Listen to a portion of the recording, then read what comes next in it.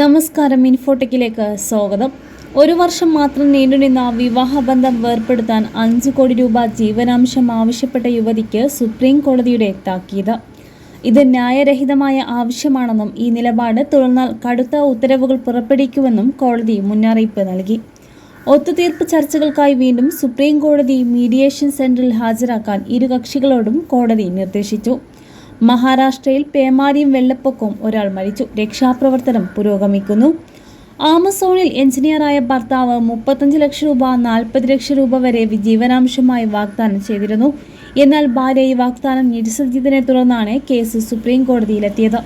നേരത്തെ നടന്ന മധ്യസ്ഥ ശ്രമങ്ങൾ പരാജയപ്പെട്ടതിനെക്കുറിച്ച് കോടതി ചോദിച്ചപ്പോൾ പ്രശ്നം പരിഹരിക്കാൻ ന്യായമായ സമീപനം സ്വീകരിക്കണമെന്ന് കോടതി ഭാര്യയോട് ആവശ്യപ്പെട്ടു. ഒക്ടോബർ 5 രാവിലെ 11:30 മീഡിയേഷൻ സെന്ററിൽ ഹാജരാക്കാനാണ് കോടതി നിർദ്ദേശം നൽകിയിരിക്കുന്നത്. ഈ വിഷയവുമായി ബന്ധപ്പെട്ട് കോടതി നടത്തിയ നിരീക്ഷണങ്ങൾ ശ്രദ്ധേയമാണ്.